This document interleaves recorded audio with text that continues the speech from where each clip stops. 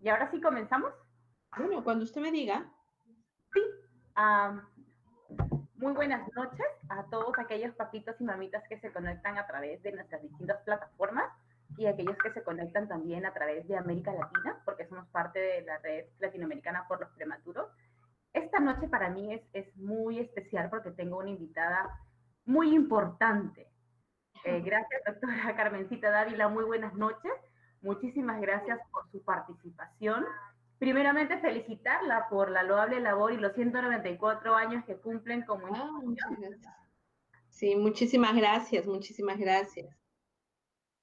Esta noche es una noche que me llena de muchas emociones porque en algún momento de mi vida también me tocó visitar o ser una persona que se hospedó con su bebé en la unidad de cuidados intensivos neonatales. La importancia de conocer esta unidad es terriblemente importante debido a que nos ayuda como papás a poder orientarnos en base al camino que nos toca seguir. Muchas veces desconocemos esta unidad, el esfuerzo que realiza cada médico para poder sacar adelante al bebé y es por eso que queremos cederle la posta a la doctora Lina para que usted pueda ilustrarnos en esta noche.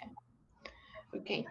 Buenas noches, señora Diana Echegaray. En primer lugar, agradecerle por esta invitación de Peruvian Premature Babies Foundation y me parece que es algo muy importante que ustedes como parte de la sociedad puedan apoyar a papás de prematuros porque es una experiencia que realmente requiere mucho apoyo todavía en nuestro medio. Y vamos a desarrollar este tema para ustedes, que es de la unidad de cuidados intermedios. No es la terapia intensiva, es cuidados intermedios. Criterios de alta y qué pasa después. ¿Cuál es esa evaluación posterior? Entonces, vamos a comenzar y comenzaremos diciendo cuáles son esos criterios de ingreso, de por qué un recién nacido va a tener que estar hospitalizado en una terapia de cuidados intermedios. Generalmente es porque este bebé y neonato se llama a todo bebito menor de 28 días, está enfermo, que respira por sus propios medios, puede estar muy enfermito, puede tener una neumonía, lo que fuera, pero respira por sí solo. Puede ser agitadito, pero respira por sí solo. Si no respira por sí solo y requiere un aparato para respirar, que es un ventilador mecánico, entonces no va a estar en cuidados intermedios, va a estar en cuidados intensivos. ¿Pueden intermedios recibir oxígeno? Sí, pero de las fases 1 y 2, que ya veremos de qué se trata. Los bebés entran a intermedios siendo prematuros y en esto varía dependiendo de la institución de la que estemos hablando.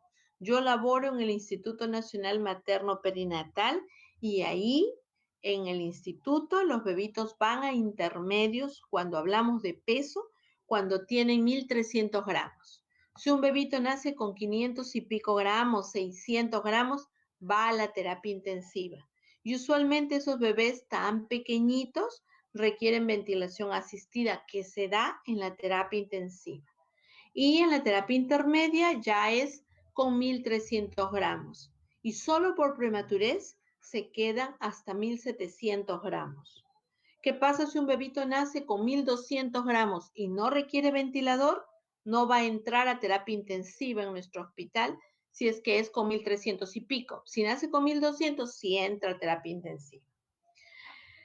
También ingresa a intermedios un bebé enfermito, lógicamente que requiere un endovenoso por diferentes tipos de tratamientos, de repente un cuadro infeccioso generalizado que se llama sepsis, o porque nace con un problema quirúrgico, o porque estamos todavía entrenando la succión y la deglución. O sea, algo muy importante para poder mantenernos vivos es alimentarnos. Y los bebés se alimentan idealmente de la leche de mamá y tienen que succionar y después de succionar tienen que deglutir la leche que está en sus boquitas.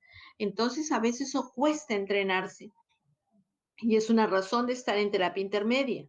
Y también otros bebés que ya terminaron su manejo de UCI y de repente los estaban ventilando con un aparato que se llama ventilador mecánico y ya se lo retiraron, pero todavía requiere seguir un tratamiento, entonces va a intermedios. Entonces, todos esos son los bebés que van a intermedios, no solo prematuros, también van niños grandes con problemas. Para nuestra institución tenemos 4 tipos de intermedios. Intermedios 1, intermedios 2, 3 y 4. Y ese intermedios 1 lo tenemos dividido en 2 sectores, intermedios A e intermedios B. El intermedios A es esta imagen que ustedes ven ahí. Todos los bebés están en incubadora. El intermedios A y B realmente también. Estos bebés todavía están muy delicados. Algunos salieron de la terapia intensiva recientemente, otros ingresaron de frente acá. Hay incubadoras, hay monitores, les vienen a tomar radiografías portátiles a sus mismas camitas que son estas incubadoras. Requiere de mucha vigilancia. Los más chiquititos no controlan temperatura todavía, o sea, si los saco de la incubadora, y la incubadora es un equipo que mantiene calientito al bebé. Hoy en día le ponen un sensor en la piel y programan cuánto quiere que esté la piel del bebé.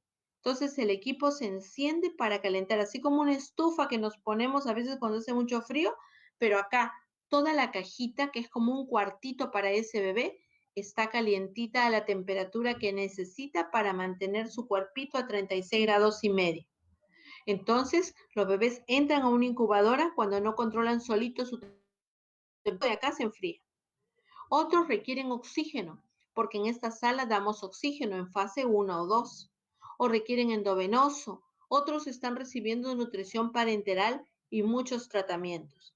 En cada sala, como ustedes ven acá, hay 20 incubadoras y hay otra sala con 15 y aún nos queda corto, porque en el Instituto Nacional Materno Perinatal nacen al año, el año pasado nacieron 17.010 bebés, el anterior 18.000 y picos, y para el 2016 nacieron más de 21.000.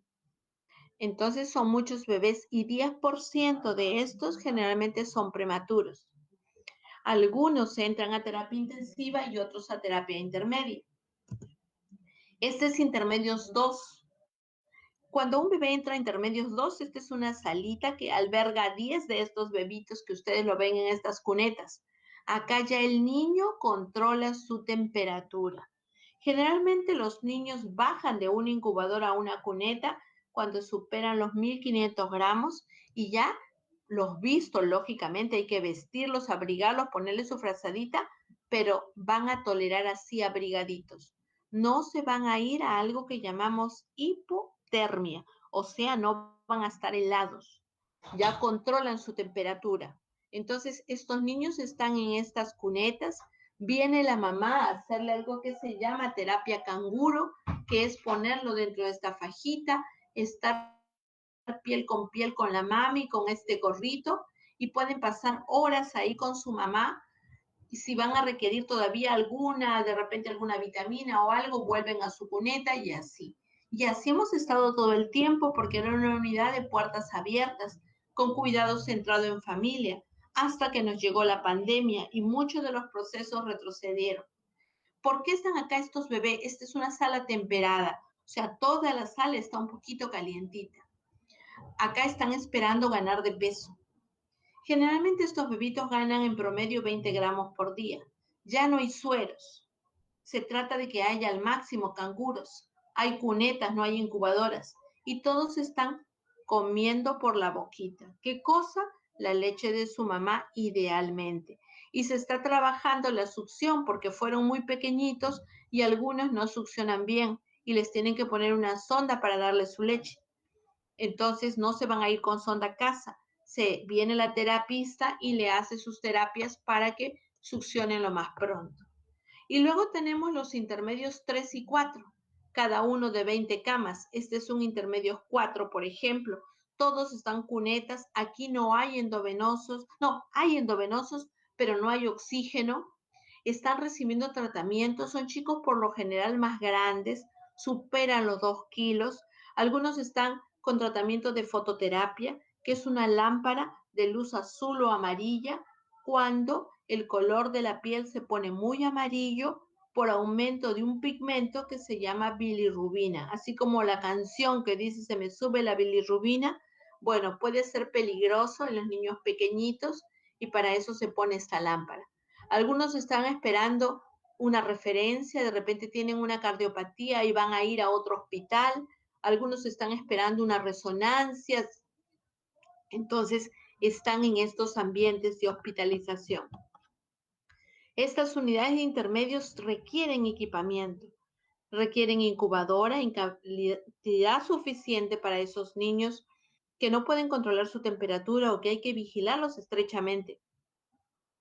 Requieren estos equipos que son bombas infusoras por los cuales se regula exactamente la cantidad de fluidos que reciben. Algunos, como este, están recibiendo oxígeno en esta canulita que ven ahí y los ojos están tapados porque está con una luz, por eso se le ve medio naranja y está recibiendo una luz amarilla de fototerapia. Otros como estas mangueritas, es algo que conocemos como pronasal, que le da oxígeno también, pero a diferencia de la cánula, le da un poco de presión positiva cuando termina de respirar. Se llama CPAP o oxígeno en fase 2.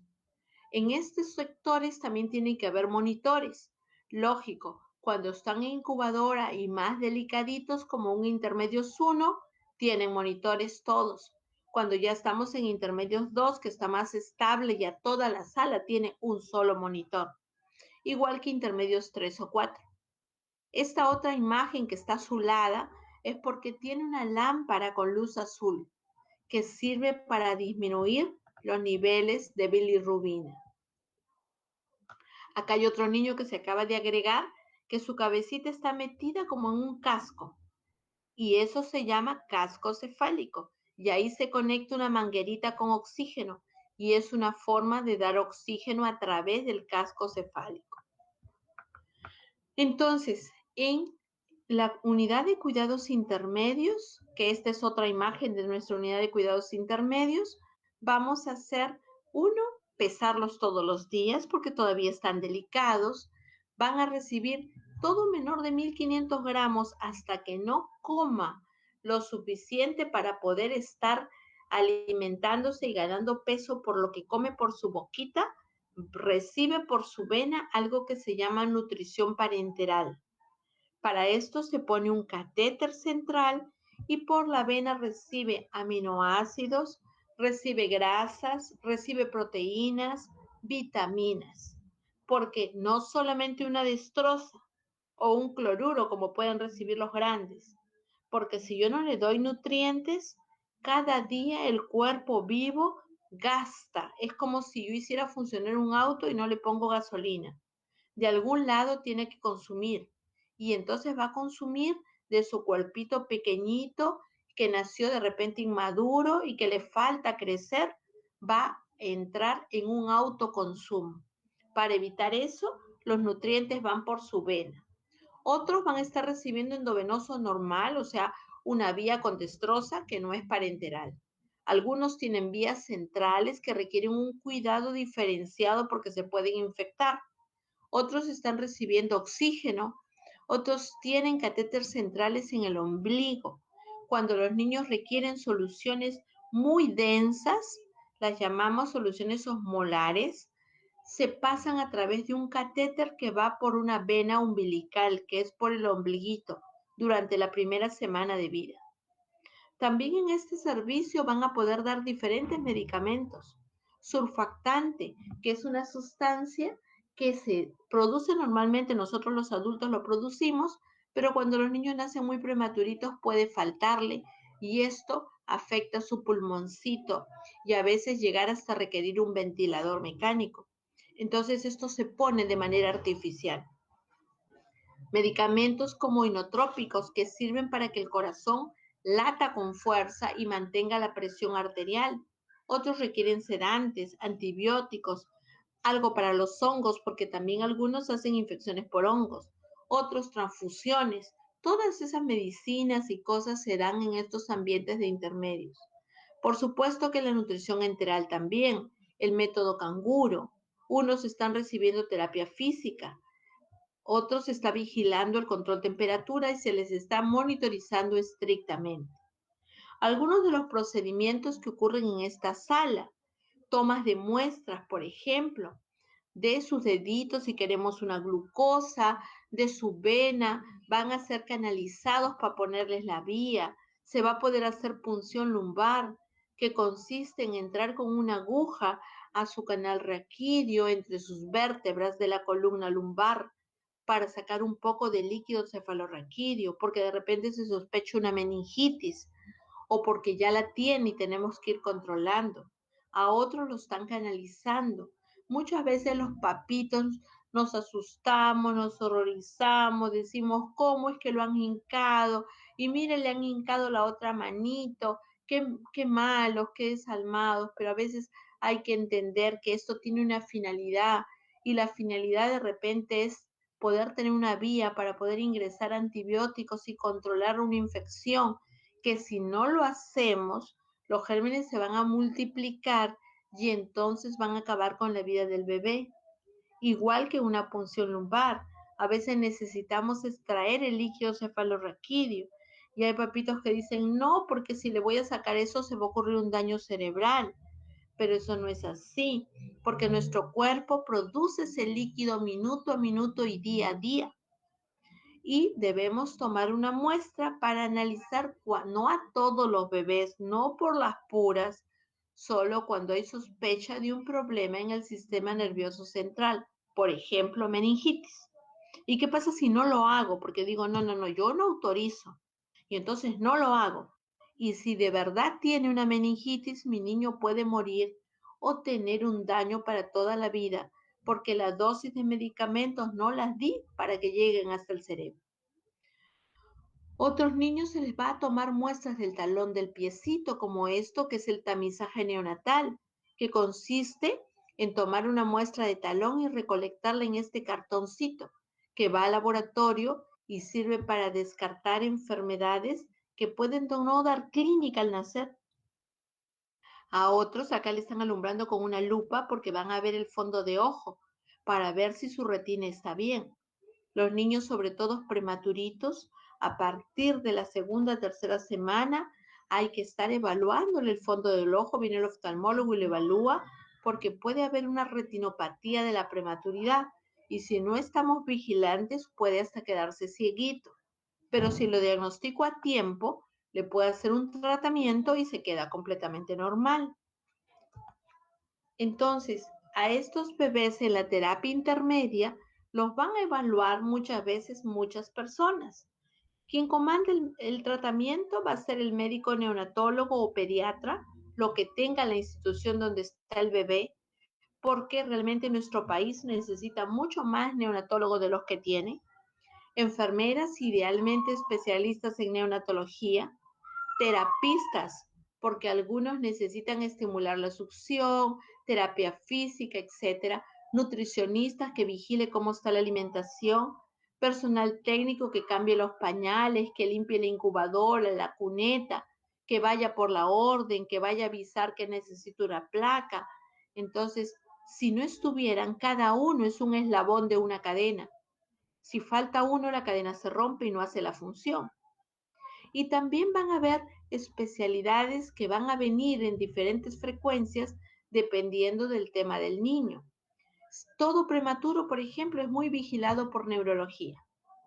Pero en cuidados intermedios también van a haber niños con asfixia, más grandecitos, de pronto niños con malformaciones del sistema nervioso central, que van a ser atendidos y monitorizados estrictamente por el neurólogo. Cardiología también lo va a evaluar a este niño. Cardiología va a poder valorar a estos bebés y va a de repente hacer una intervención hasta quirúrgica o terapéutica si el caso lo amerita. Los prematuros pueden nacer con algo que se llama el ductus arterioso abierto. Y esto puede dar problema también respiratorio, impedir que salga de una terapia intensiva hasta que cierren ese ducto. Hoy en día se cierra con medicamentos y los que no se puede van hasta una cirugía. El terapista físico también va a estar dentro de la unidad, tanto intensiva como intermedios, para poder manejar cuadros de eh, problemas de deglución y succión, problemas respiratorios, porque algunas veces se acumulan las secreciones, algunos niños tienen problemas de su sistema nervioso, entonces hay que hacer terapia física, motora, el neumólogo, el nefrólogo si hay problemas en los riñones, cirujano pediatra, algunos niños a términos o prematuros nacen con problemas quirúrgicos, obstrucciones intestinales, problemas de que les falta un pedazo de la pared abdominal y se salen las asas, entonces problemas neuroquirúrgicos. Hay bebés que ya nacen con hidrocefalia congénita y entonces requieren poner una válvula, problemas de odontopediatría, problemas de la piel, el dermatólogo debe venir a verlos, el oftalmólogo. Entonces, el otorrino, porque ahora para salir de la institución debemos hacer el tamizaje auditivo, porque muchos niños, así sean a términos, tienen riesgo de tener un problema de hipoacusia, o sea, de no escuchar bien. Y entonces hay que evaluar los oíditos, no solo mirarlo, sino hacer una prueba que se llame emisiones otoacústicas para ver que está escuchando bien. Otros requerirán la atención de un gastroenterólogo o inclusive del psicólogo. Claro que el psicólogo no va a entrevistar al bebé, el psicólogo sobre todo nos ayuda muchísimo en el manejo de la familia. Tener un niño que requiera un internamiento en cuidados intensivos o intermedios no es fácil, no es bonito. Todos los padres tenemos la expectativa de que nuestro niño nazca sanito, grande y esté poco tiempo en el hospital y me lo lleve. Cuando esto no sucede, cuando mamá enferma de algo y su bebé nace pesando 1 kilo, 1 kilo 200, 1 kilo 500, algo generalmente pasó con la salud de mamita y muchas veces crea culpabilidades. ¿Qué tal yo no hubiera hecho esto o lo aquello, me hubiera controlado, hubiera comido? Pero eso le hace sufrir y no queremos mamás, ni papás, ni familias que sufran. Inclusive algunas mamitas hasta muestran rechazo para su bebé. Entonces, todos esos problemas tiene que manejarlos el psicólogo y ayudarnos a dar el soporte en la familia. Algunas veces el prematuro extremo les tienen que hacer ecografía en su cerebrito y este es el transductor del equipo de la ecografía y aquí en la cabecita algo que le conocemos comúnmente como la mollerita y que su nombre real es la fontanela por un espacio que todavía los huesos no han rellenado. Entonces por ese sector puede entrar este haz sónico porque esto emite una onda de sonido que luego se transforma en una imagen y permite estudiar el cerebro, sobre todo detectar si no hay un sangrado. En esta imagen, en este dibujo, estos haces que terminan en letras A, B, C y D son esos rayos de sonido que ingresan y que nos da imagen como la que ven al otro lado. En este caso, ustedes ven como que fuera una mariposa con una zona negra al centro. Eso no es normal, está dilatado. Y eso negro es el líquido cefalorraquídeo. Esto es una hidrocefalia posthemorrágica. Los niños pequeños son muy frágiles y acá hay unos vasitos muy frágiles que con el movimiento o en el nacimiento pueden romperse y generar sangrado en este espacio. Y lo malo es que esa sangre se coagula y luego tapona. Y como les dije hace un momento, el líquido cefalorraquídeo se está produciendo todo el rato, se produce y se desagua. Es como la lágrima. Así no lloremos, estamos produciendo todo el día.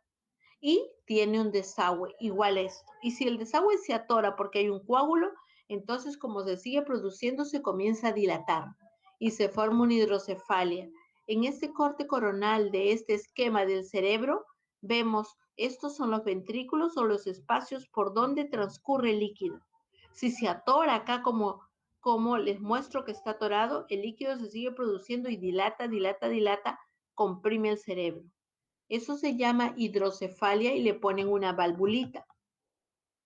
Otros niños requieren cirugía. Miren, este bebito le faltó la pared de la barriguita, y entonces todas las asas se han salido. Las asas, el hígado, y acá lo envuelven en un plástico que se llama silo y esperan que por gravedad esto va entrando hasta que después lo operan para cerrarlo. Entonces hay cirugías generales, hay neurocirugías, la hidrocefalia se opera, el corazoncito también, para esta persistencia del ductus o otras cardiopatías que pueda tener el bebé. Y también en esta unidad de terapia intermedia vamos a hacer algo que se llama nutrición enteral. Denme un segundito.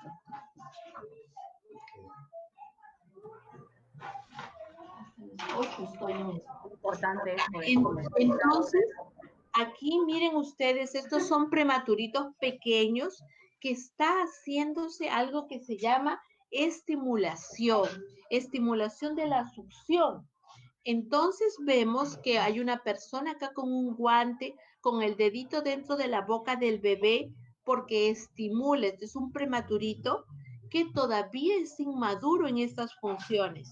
Entonces le están dando la lechecita, idealmente que fuera de mamá, y le están dando, por ejemplo, al de la derecha plena, le están dando con una jeringuita. Este niño todavía recibe oxígeno en esa canulita, y le están dando probablemente calostro en esta jeringuita, pequeñas cantidades.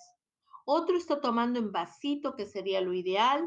Otro está tomando con una jeringa especial para también favorecer que estimule la succión. Y otro ya está tomando de frente de su mamá. Todo esto es un proceso que en algunos bebés es más rápido, algunos por la inmadurez de pequeñitos y otros porque aparte de la inmadurez de ser pequeños han tenido otros problemas infecciosos, falta de oxígeno. Acá ve, hay unos que están, qué bien, por más pequeñito que es, está lactando del pecho de mamá, pero mamá tiene que sostener la cabecita y el cuello, y eso tiene que enseñarse con mucha delicadeza y con mucha paciencia de mamá y de bebé. Es una entrega realmente. Bebés prematuros son héroes para salir adelante con todo esto. Y la mamá que está ahí, que casi está todo el tiempo en la terapia, también son unas heroínas. Aquí hay uno más grandecito que ya es prematuro también, pero más grandecito. Y abajo un par de gemelitos. Dicen que venimos al mundo preparadas para alimentar a 2 hijos. Por eso tenemos 2 pechos. Si no, hubiéramos venido con un pecho. Entonces, pero siempre y cuando los 2 lacten en simultáneo. Si lactan de a uno, van a producir leche solo para uno. Otra cosa que se hace cada vez más y que se retrasó con el tema de la pandemia es el tema del canguro. Entonces, cuando el niño muchas veces está en la terapia intensiva, la mamá, previo lavado de manos, va a tocar a su bebé, debe hablarle, debe cantarle, debe tratar de estar constante y cerca. Y luego se le va explicando, porque la mamá primero tiene miedo, dice, pero es tan chiquitito, ¿cómo lo voy a tocar? Tal vez le hago algo daño, etcétera. Entonces, eso es algo que hay que ir rompiendo poco a poco. La mamita al comienzo está insegura, hay que ayudarle a sacar el bebito de la incubadora, ponérselo, ver cómo se pone la fajita. Quisiéramos tener un sillón confortables. En la terapia intensiva tenemos una silla, nada más. En intermedio, donde están las incubadoras también. Recién en intermedios 2 hay un poco más de comodidad. Y luego la mamá ya se le deja que esté con el bebé piel con piel. Quien le va a dar calor ya no va a ser la incubadora, va a ser la propia mamá. Y los días van pasando y la mamá se va acostumbrando a estar con su bebé ahí en su fajita, hablándole, cantándole. El bebé también estimulado por los latidos de la mamá, por el pecho de la mamá. Y vemos que esos bebés que comienzan así, con muchas limitaciones, mamá con mucha limitación, entonces vemos que luego, poco a poco, ya ella ya sabe, llega, se va a lavar, se va a poner su fajita, ya sabe sacar a su bebé, tiene cuidado ya con las vías, desconecta su monitor, se pone a su bebé, ya es segura, ya es autónoma, ya está tranquila, toma su proceso, toma su tiempo, pero ahí es el momento en que ella ya lo puede llegar a casa a seguir haciendo su canguro. Ojo que los padres también pueden y pueden desde la terapia intensiva. Nosotros muy poco hacemos canguro con ventilador, pero Colombia, que tiene mucho más experiencia en canguro, realmente hacen desde hasta con alta frecuencia. Y entonces así es como ocurren las cosas en la terapia intermedia. Y luego llegó el momento del alta, llegó el momento en que ya podemos decir, me voy a casa. Y eso es cuando el peso supera los 1.700 gramos. Cuando el niño ya controla su temperatura, no es que lo saco de la incubadora y se enfría, que se pone hielo, porque eso es muy malo y da una serie de trastornos. Cuando ya succiona y deglute, cuando ya no requiere tratamientos con sueros. Y ahí los padres tienen que ser preparados. Deberían hacer talleres de reanimación, porque ustedes saben que los prematuros pueden hacer apneas y puede no haber hecho ninguna apnea aquí en 15 días, pero de pronto hizo una en casa y nadie se dio cuenta. Entonces los papás tienen que ser capacitados en el servicio, cómo se hace reanimación, cómo se detectan los signos de alarma, cómo lo voy a cuidar, ¿no? Debe ingresar ese bebé y sus padres a un plan de seguimiento. Debe hacerse antes de irse a casa su tamizaje metabólico, su tamizaje auditivo, su tamizaje cardíaco, su tamizaje oftalmológico. Debe haber sido evaluado por servicio social, por psicología, y debe irse con todas sus interconsultas listas y sabiendo qué viene después. A veces nosotros decimos, 1.700 gramos es el peso de alta, pero no quiere decir que hoy cumplió 1.701 y ya cuando viene la mamá lo tenemos con toda su bolsita, sus cositas en la puerta para que se lo lleve porque ya llegó el peso. No, porque no siempre es igual y porque lamentablemente en nuestra sociedad no siempre la realidad de cada familia es idéntica. Tenemos papitos que pueden estar muy preparados, que hasta ya desde los 1.500 gramos les decimos, vaya listando su casita, vaya viendo dónde va a estar su bebé, va viendo en qué zona lo va a poner. Si quiere pintar, no espere que llegue el bebé y esa noche huela toda pintura, porque si no al otro día va a regresar a internarse. Pesa 1.500 a 20 gramos diario, va a tener para 20 días más. Tiene estos 20 días para listar todo. No, que quiero tapar mejor mi techo, hágalo de una vez. Y entonces es una comunicación constante. Servicio social debe saber a dónde va a ir ese bebé. Psicología debe ver qué sucede. A veces tenemos a un bebé hasta los 2 kilos y decimos, ¿por qué tanto? Estar en un hospital no es bueno. Dicen que volar en un avión es muy seguro y una de las cosas más peligrosas es ir a un hospital, porque constantemente llegan niños con otros problemas y algunos de ellos contagiosos. Sin embargo, a veces no hay las condiciones para tener a un prematuro extremo en casa. ¿Qué tal la familia vive en una sola habitación y hay 4 niños más y el piso es de tierra y vive en un cerrito y la casa es de estera y el techo tiene huequitos y está lloviendo en Lima y es el frío más intenso? Sin intermedios 2 lo tenemos con una sala con control térmico. El niño ya controla temperatura, pero en esa sala. ¿Qué tal en una casita diferente? Entonces, todavía esa casita no tiene condiciones para un niño de 1.700 gramos. Entonces, los criterios de alta existen, pero tiene que evaluarse cada caso para una alta segura. Y luego del alta, ¿qué sucede? Cada vez en las últimas décadas, en los últimos 30 años, el avance de los cuidados intensivos neonatales, de los cuidados intermedios, de los cuidados quirúrgicos, ha permitido que más niños sobrevivan, más niños más pequeñitos e inmaduros, así como bebés a término, pero con enfermedades complejas. Esta imagen que ustedes ven acá miren, le falta un pedazo de la pared abdominal y entonces los intestinos se salieron. ¿Ve? Esto es un manejo quirúrgico. Y luego de la cirugía todo va a entrar dentro de la barriguita.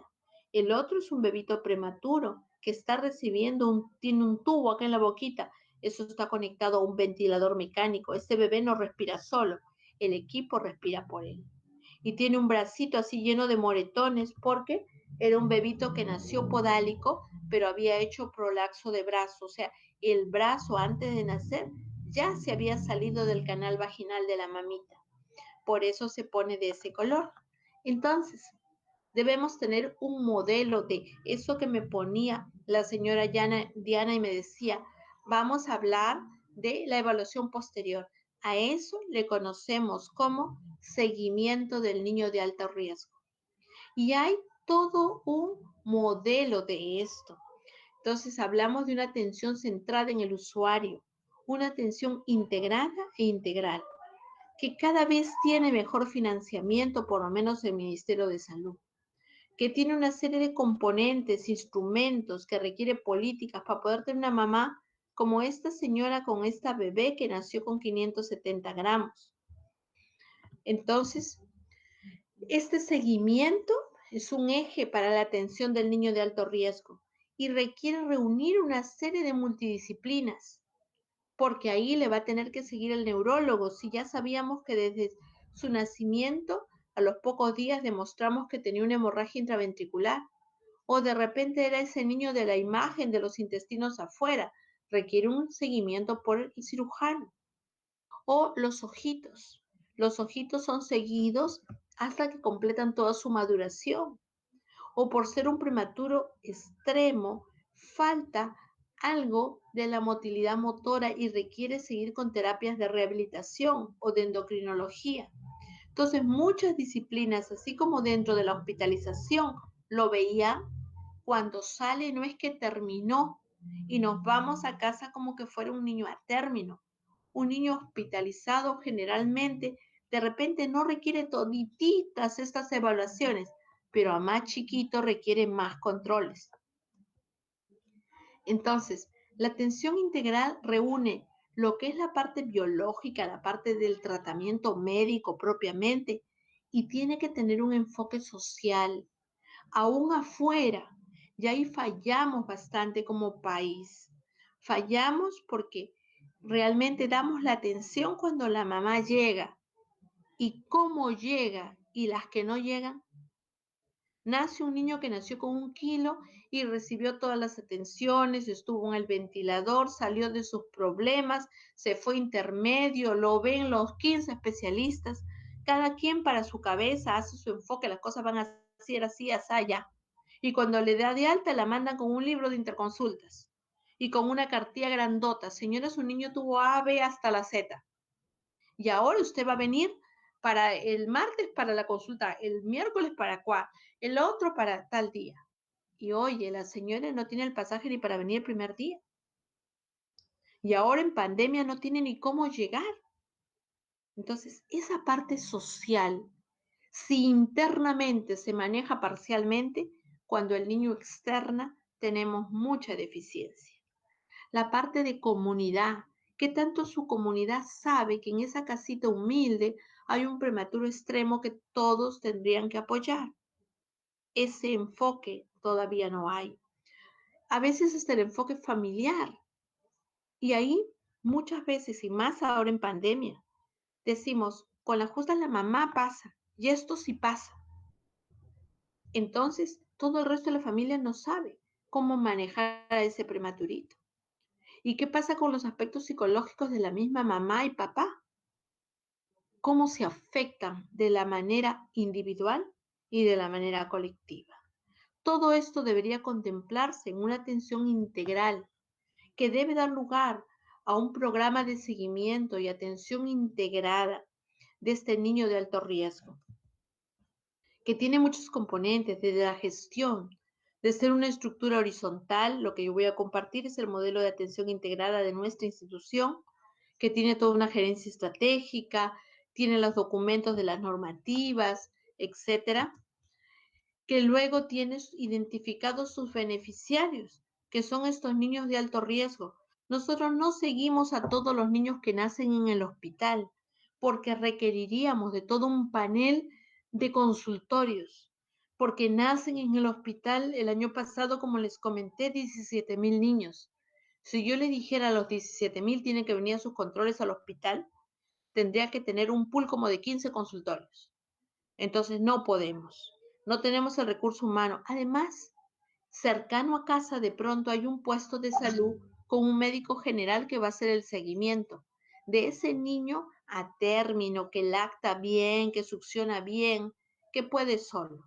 ¿A quién nos dedicamos a seguir? A los niños de alto riesgo, donde los líderes del seguimiento son los prematuros menores de 1.500 gramos al nacer.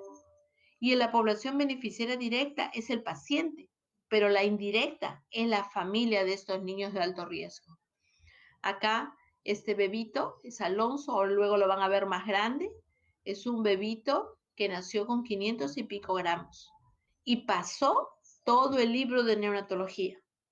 Como yo les dije, puede verlo tantas especialidades, creo que la vieron todos esos y un poco más, ¿no? Hay instrumentos también para este programa que nos habla de cómo debo hacer, qué pautas voy a tomar para que no sea que el médico A lo maneja así, el médico B lo maneja diferente. El objetivo es contribuir a mejorar la calidad de vida de estos niños de alto riesgo durante los primeros 5 años, mediante la atención ambulatoria, integral y especializada para detectar las alteraciones del neurodesarrollo y del crecimiento, así como el control evolutivo de enfermedades no superadas al alta. Cuando un niño que estuvo hospitalizado sale de alta, no superó todo y se volvió un niño sano. Muchos quedan con problemas que hay que ir manejando en el tiempo, ¿no? Hay objetivos específicos que es hacer para nosotros el seguimiento del 100% de los niños menos de 1 kilo. Esos niños que son los que estuvieron mayor tiempo en la institución. A esos queremos que ninguno se nos pierda. El 95% de los menores de 1.500 gramos.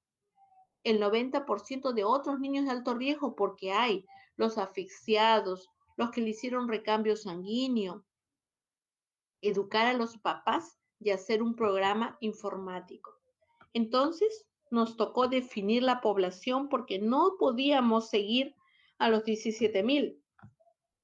Establecimos para nosotros quiénes eran los niños de alto riesgo 3.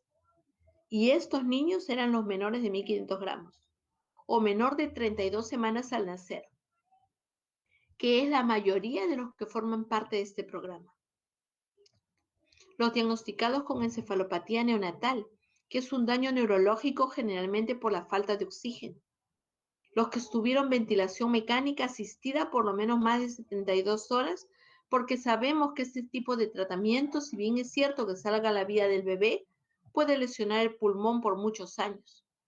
Los que tuvieron meningitis, los que convulsionan, los que le recambiaron la sangre, o los que tuvieron diagnóstico confirmado de alguna de las enfermedades que se diagnostican con el tamizaje neonatal.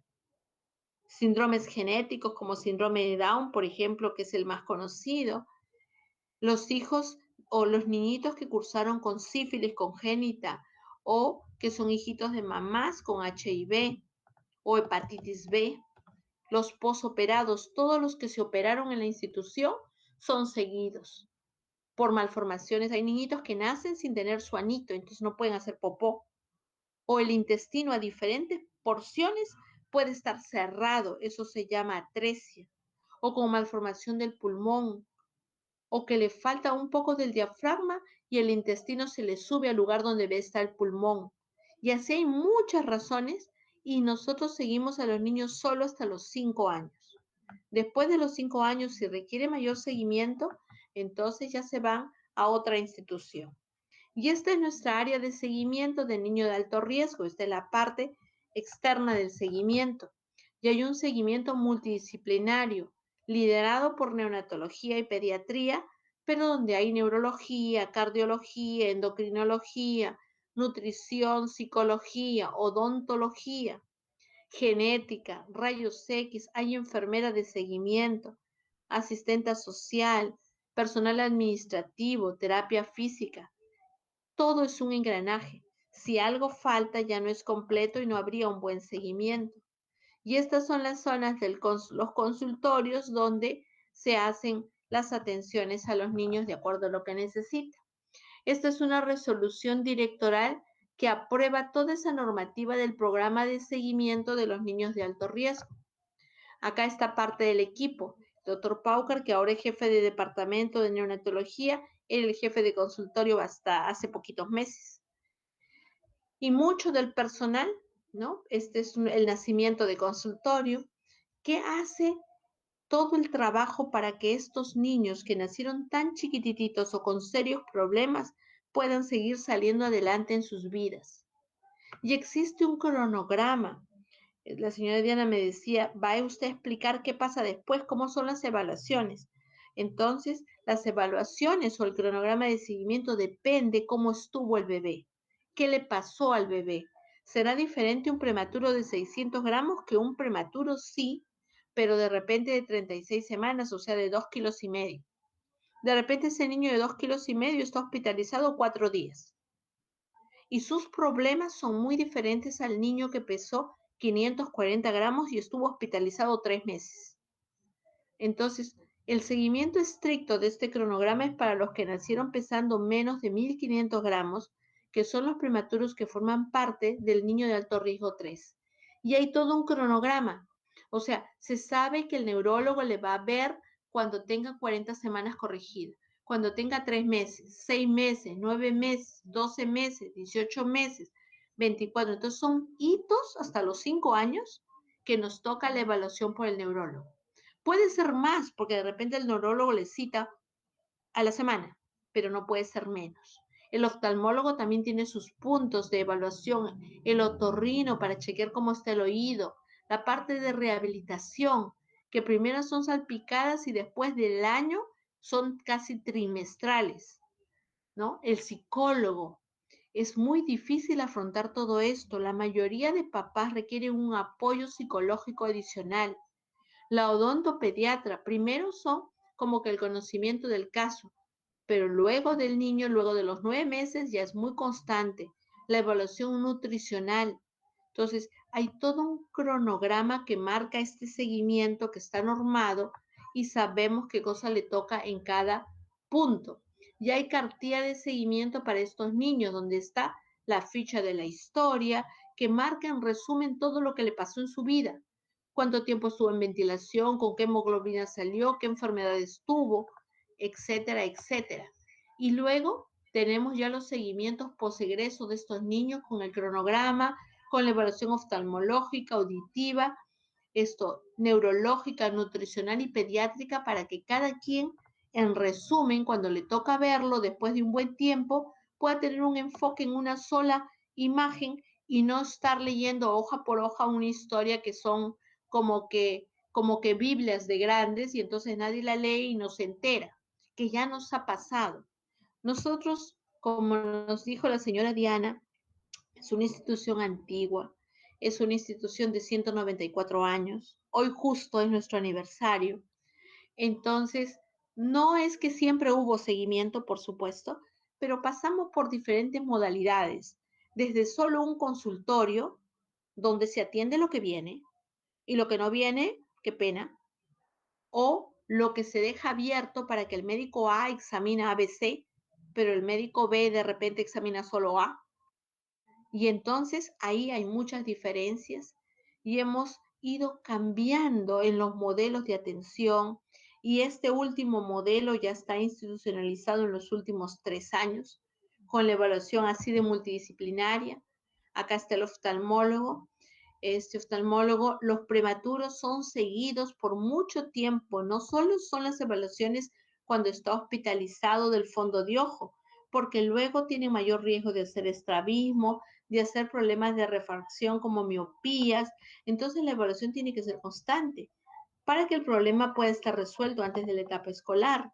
El servicio social tiene que evaluar y ver qué cosa está pasando con estos papitos, por qué no están viniendo al seguimiento, qué sucede, por qué se perdió las 4 citas anteriores de neurología que son tan difíciles de conseguir. Entonces, la enfermera de seguimiento le pasa la voz al servicio social. ¿Qué pasa? Y a veces cada quien se entera de tal problema social que no es que mamá no quiera llevarlo o que ya se olvidó, es que no tiene cómo llegar. Y entonces, esas situaciones que a veces son difíciles de manejar, esta es la parte de rehabilitación, es la doctora Rudy Valle, que es la médico físico rehabilitadora y la terapista de rehabilitación, para estimular a estos niñitos que nacieron antes, que nacieron inmaduros y además tuvieron una serie de problemas y que queremos que alcance la maduración global, así como alcanzan el peso, la talla, y luego ya no hay que decir cuando algunos, dependiendo del peso con el que nacen, van a alcanzar en determinados tiempos el peso de un niño a término. Y cuando lo logren, ya la prematurez habrá sido historia. Ya no hay que decir, mi niño va a tener que ser toda la vida flaquito y chiquito porque nació prematuro. No, no, no, señores. Buscamos que se nivele y nivelado ya no debe haber vuelta atrás. El tema psicológico también. Muchas mamás se ven afectadas por largo tiempo. Que a veces uno diría, si ya salió del hospital y está con su bebé, ya debe estar feliz. Sí, pero ahora frente a otra realidad, otro problema. A veces hasta era más cómodo que esté en el hospital, porque ahora con el prematurito, trabajar, sostenerse, es otro tipo de problemas. Algunas madres son, a veces las mamás llevan la parte más fuerte, porque algunas veces con tanto problema ya son abandonadas. La parte nutricional también. A veces el prematuro se nos da de la mano y se nos va de la mano y ya va a la obesidad, ¿no? El seguimiento del tamizaje neonatal. Dirigimos el programa de tamizaje, por eso estamos ahí. Este niño, por ejemplo, es un niño con hipotiroidismo congénito, una enfermedad que si no se diagnostica oportunamente genera retardo mental irreversible. Pero con el diagnóstico oportuno son los primeros del salón, pero hay que seguirlos, hay que ver que todo está bien. Nuestro país tiene una ley de tamizaje neonatal, la 29885, que dicta que se debe hacer tamizaje neonatal para hipotiroidismo, hiperplasia suprarrenal congénita, fenilcetonuria, fibrosis quística, catarata congénita, hipoacusia neurosensorial. 4 de estas enfermedades se tiene que tomar una muestra de sangre en estas tarjetas que luego se secan y van al laboratorio. ¿Y por qué se hace esto? Porque estas enfermedades al nacer no dan síntomas. Otro componente es el NAR lejano, o sea, el niño de alto riesgo que está lejos, en distritos lejanos. Por eso Servicio Social tiene que saber qué pasa con este niño. No, es que este niño vive en Lurín y en pandemia no va a venir nunca. O hasta en no pandemia tal vez no tiene medios.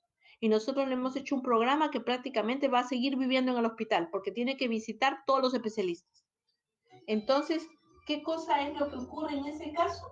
Lo que ocurre en ese caso es que se tiene que contactar con el centro o el hospital más cercano y tenemos que compartir las evaluaciones y ellos tienen que conocer qué pasa en el niño y nos tienen que ayudar porque no va a llegar para todo y llegará para algunas especialidades y tendremos que articular el día que viene para hacerle la mayoría de cosas porque de lo contrario se va a perder. Y entonces hay seguimiento compartido, algunas cosas en el IMP y otras en el hospital local de donde viene. Y hacemos una cartilla diferente como hospital local.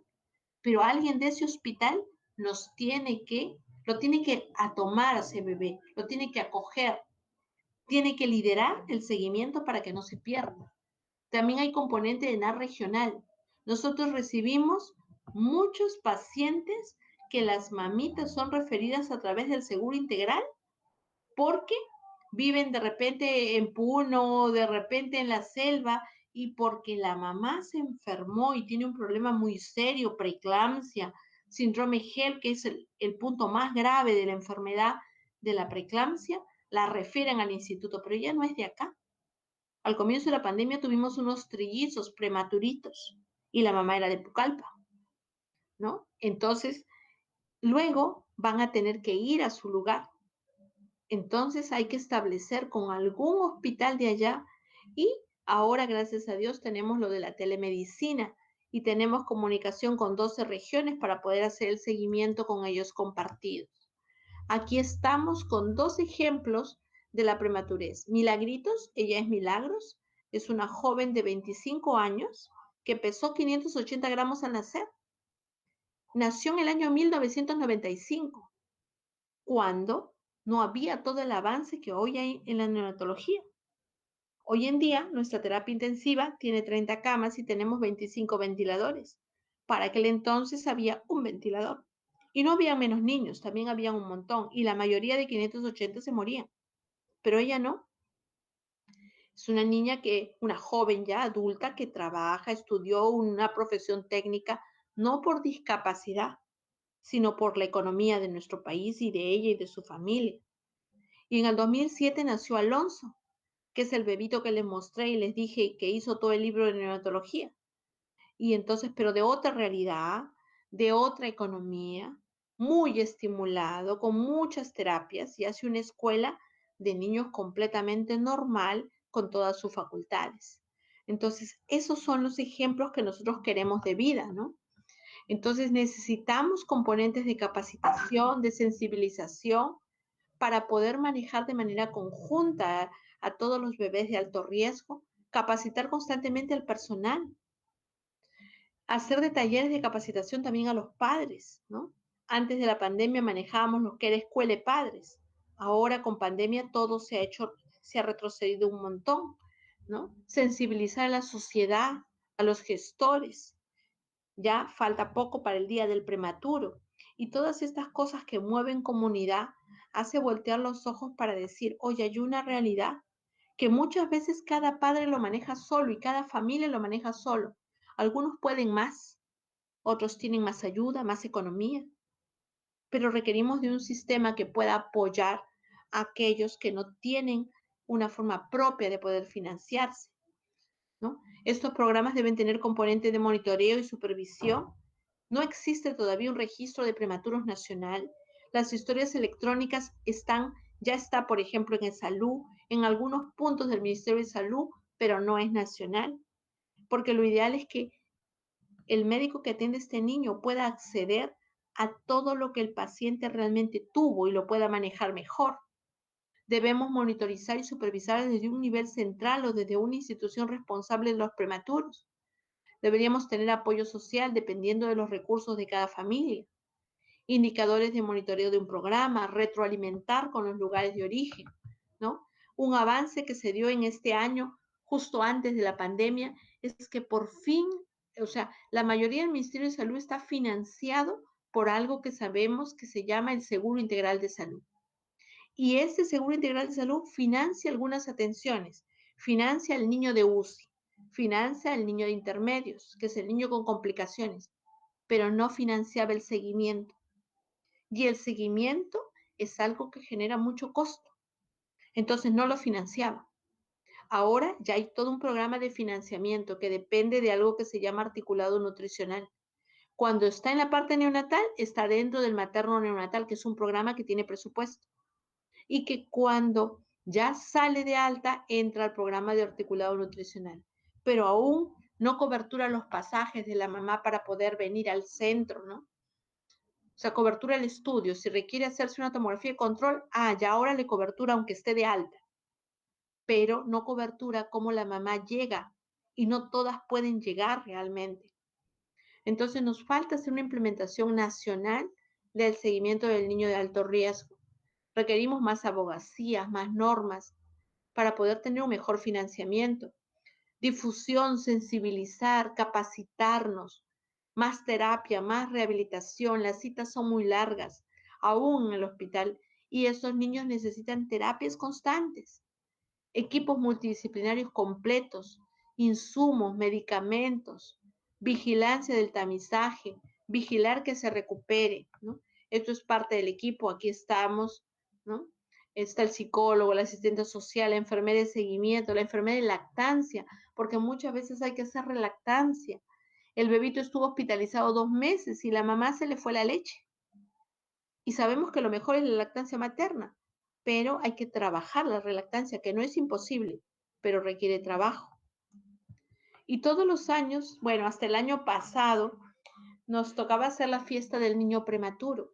Y lógicamente no podemos invitar a todos los prematuros que han nacido en el hospital. Imagínense en cuántos años. Solo invitamos a los que nacieron con menos de 1 kilo y algunas veces los que están muy asiduos en el seguimiento, a los que nacieron menos de 1500. pero el último año solo citamos a los menos de 1,000, porque si no, a veces no podemos atenderlos, porque citamos a 150, 200, y ese día también pasan su consulta, etcétera, y se hace una actividad tipo una fiesta infantil con ellos y celebramos que salieron adelante, que están bien. No todos están bien como quisiéramos, indudablemente. Esto requiere acompañamiento y no todos tienen para hacerse sus terapias físicas, etcétera, pero la gran mayoría sí. Y entonces, bueno, eso es lo que tenía para compartir con ustedes, Diana. Espero que hayan algunas preguntas. Sí, claro que sí. Sinceramente, al escuchar la doctorita y al ver las fotografías, el recorrido fotográfico que usted presentó durante la charla, me llena de sentimientos encontrados, como le vuelvo a repetir, porque ser mamá de un bebé prematuro es complejo. Y Sí, sinceramente, y siendo realista, es duro. Y es más duro cuando uno no encuentra el apoyo emocional o tal vez el apoyo económico o el apoyo social. Es por eso que nosotros a través de la fundación buscamos orientar a las familias de alguna u otra forma. Sabemos que este malestar es bastante complejo, pero alivianamos de alguna u otra manera pues, el proceso que ahora están llevando. muy bien. Sí, sinceramente, sí tenemos algunas preguntitas. Normalmente se dan ciertos exámenes durante la estancia en la unidad aún en la unidad de cuidados intermedios, que es el coprofuncional. ¿Cuándo y por qué es importante? Ya. Me dice ¿qué examen? El Sí. coprofuncional. El coprofuncional es un examen de las deposiciones y se hace para ver las características de absorción de los nutrientes de los bebés. No es un examen de rutina que se le hace a todititos, como por ejemplo fuera una hemoglobina o un grupo sanguíneo. Se hace a los que tienen problemas de absorción. La nutrición enteral en los niños prematuros es bastante dificultosa, en unos más que otros.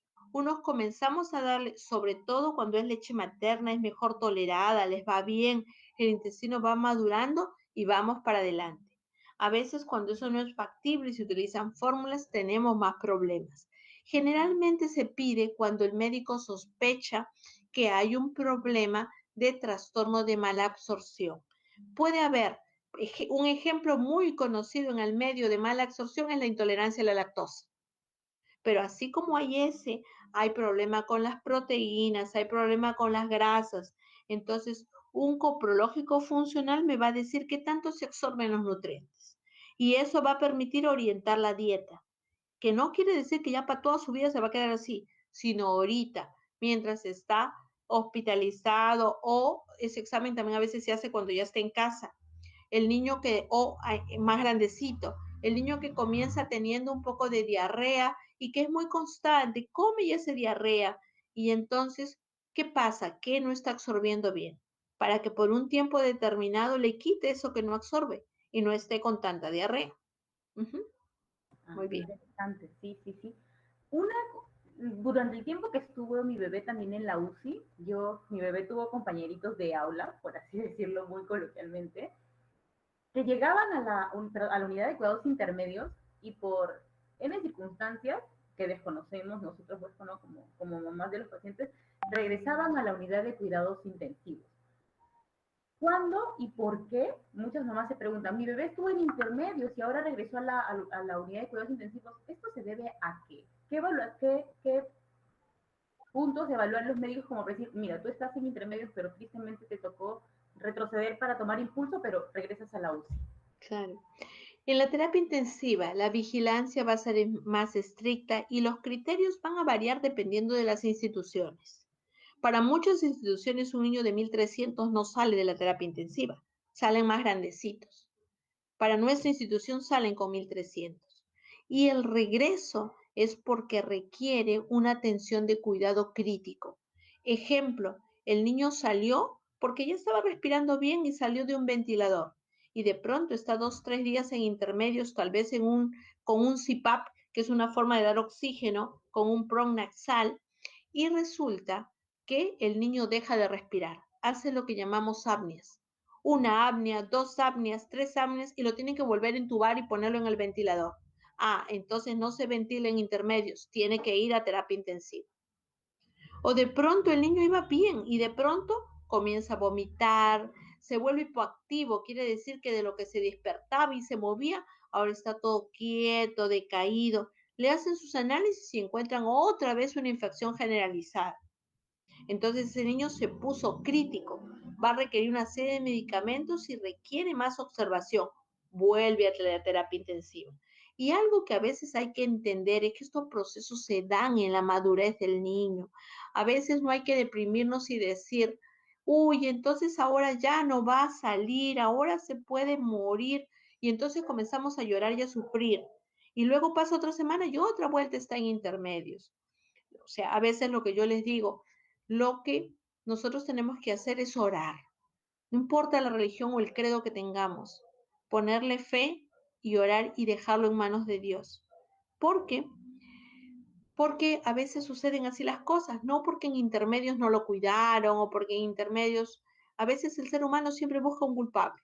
A veces dicen, no, en la UCI yo no quiero que salga de la UCI, porque en la UCI lo cuidan mejor y en intermedios no lo cuidan.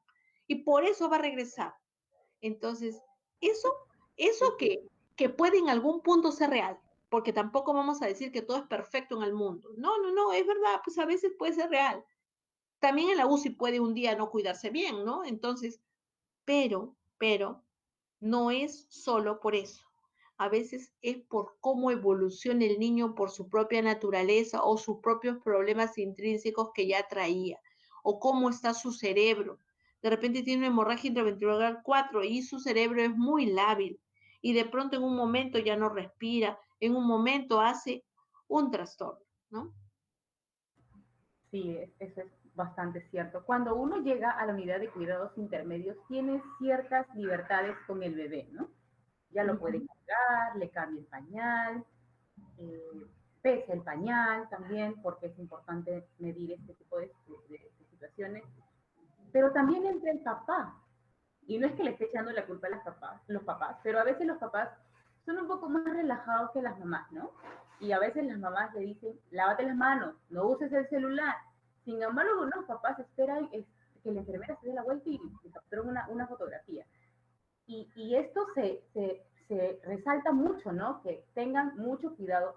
Pero yo quisiera que usted, que es la profesional en el tema, resalte por qué es importante los letreritos que colocan, no usen el celular, lávense las manos, para Claro, que las mamitas que aún se encuentren en UCI y los papás también puedan comprender por qué. claro. O sea, realmente dicen que casi muy similar al inodoro donde vamos para hacer pila o popó, así casi similar es los gérmenes que hay en un teclado público de esas cabinas de internet y en los celulares. Porque los celulares no se lavan, pues. Y muchas veces lo ponemos en el bolsillo donde también está la plata.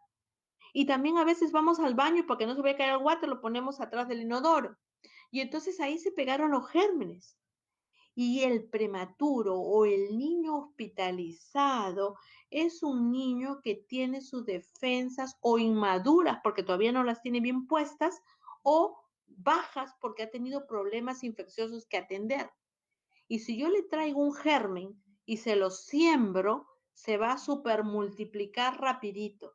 A un grande no le pasa nada, agarra su celular contaminado con su mano y así se agarra el ojo, de pronto no le pasa ni una conjuntivitis, pero seguro que a ese bebito se va a poder morir. Entonces, por eso somos tan estrictos de lavarnos las manos, de cómo lavarnos las manos. No es lavarnos la puntita de los dedos.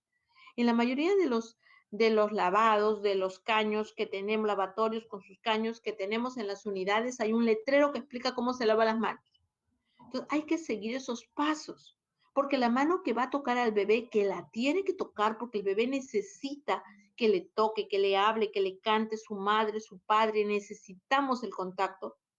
Si nosotros grandes necesitamos a nuestro hijo sentir lo que está vivo y que existe, el bebé también necesita a su padre. Por más mejor cuidador que tenga, no va a ser igual que su familia que lo quiere. El nexo debe darse, pero con las condiciones de higiene respectivas. Nadie debe sacar un celular dentro de una sala donde está un bebé. Y esto es muy importante, por sobre todo para los papitos que son un poquito más relajaditos. Cuando yo tuve la dicha de poder ver a mi bebé después de la cesárea de emergencia, me sorprendió verlo con lo que ahora ya conozco que se llama sonda, ¿no? Pero es importante al principio utilizar esta sonda, pero yo quisiera que usted pueda detallar por qué, para que muchas mamás puedan comprender que al ver al bebé y la primera impresión, si es que no tiene después del ventilador mecánico, va a ser también la sonda. Claro. ¿Por qué es importante, doctora? Sí, sí, sí. O sea, esa sondita que es un tubito de un plástico especial que llega hasta el estómago, nos permite medir y ver cómo está el contenido de ese estómago, que nunca es vacío, no es un saco seco. Siempre hay contenido de líquido gástrico, poquito, clarito, pero permite medir si es que le dio un poco de leche, si es que lo absorbió y lo digirió bien y avanzó esa leche o si se ha quedado algo que se conoce como residuo gástrico.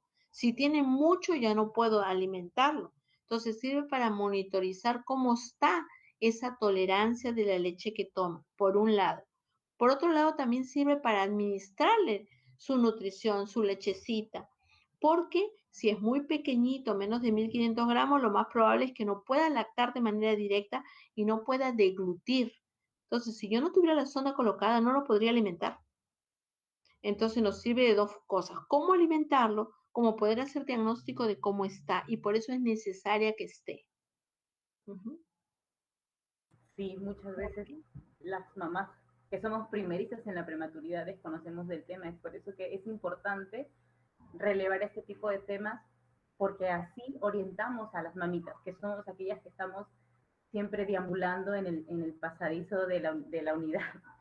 Por Algo supuesto. que a mí me pareció muy particular cuando yo ya llegué a la unidad de cuidados intermedios también, es que habían bebés, como usted bien menciona, en algunos casos postoperaditos, en algunos casos también con el oxígeno. ¿En qué momento porque hay bebés que se van de alta con el oxígeno? ¿Cuándo el médico cree que es conveniente alcanzar el alta aún con el oxígeno? Cuando ya está mucho tiempo en el hospital, está a veces, ya es grandecito, controla bien su temperatura y calculamos que no se va a quitar el oxígeno hasta en varios meses más. Ejemplo, los niños con displasia broncopulmonar. Es una enfermedad crónica del pulmón. Generalmente ocurre cuando el niño estuvo muchos días en el ventilador mecánico y se vuelve dependiente del oxígeno. Y a veces puede estar 8, 9 meses, un año con oxígeno. En esos casos, y con la familia que pueda asumir esa responsabilidad, que no son todas las familias tampoco, se decide hacer un alta con oxígeno en casa, ¿no? Sí, sí, Muy y bien. gracias a Dios la displasia broncopulmonar se logra superar. Sí, sí, sí, generalmente, Sí. ¿no? Muy bien, Ah, Dianita, yo creo que ya, doctora Linda, no, sí, yo quisiera ya para ir cerrando el tema que usted nos pueda dar algunas recomendaciones finales. Gracias a aquellas familias, primeramente a usted, por compartir toda la experiencia que maneja como médico. Gracias por ponerse la camiseta y luchar por aquellos bebés y ser la voz y el esfuerzo de los bebés que de verdad nos necesitan, ¿no? Sabemos que, aún como usted bien indicó perfectamente y ha desarrollado claramente mucho por hacer. sí, Sabemos que si en algún momento la entidad privada y la entidad gubernamental unan esfuerzos, vamos a llegar a, hacer, a resonar la prematuridad, que es lo que buscamos. por supuesto. ¿Algunas Bueno, recomendaciones sí. finales, doctora? Bueno, nada, decirle a tu grupo que me imagino que los papás que más participan son papás de prematuros, mucha fuerza, adelante, mucha fe. A veces hacemos demasiado poniéndole fe y ganas y diciéndole, vas a salir adelante, vas a crecer, vas a ganar peso, hacer lo posible por dejar su leche, porque realmente esto hace de que el niño pueda salir adelante más rápido, poder hacer canguro, poder estar cercano a su bebé y entender que luego de la hospitalización de un prematuro el tema no termina ahí. Hay que seguir adelante con un seguimiento, cumplir todos sus controles, poder hacer todas esas interconsultas que a veces nos mandan. Ninguna está de más, ninguna sobra. Hay que trabajar mucho, no hay que decir, no, no, no, ahorita no tengo tiempo, voy a hacer estas cosas y el otro año lo hago, porque los tiempos del desarrollo cerebral no se recuperan. Entonces, justo en los primeros años es donde más hay que trabajar para que luego no hayan las discapacidades, ¿no? Sí, es Listo. correcto. Doctora Linda, Gracias, Dianita. la Fundación del Bebé Prematuro Peruano. Gracias por su tiempo, también por la oportunidad que nos da no solamente de conocerla, sino de conocer la loable labor que realiza la institución que usted representa. Y esperamos que en un futuro próximo pues podamos seguir compartiendo muchas más experiencias. Perfecto, listo. Buenas noches entonces. Gracias. Buenas noches. Ok, buenas noches. Ya.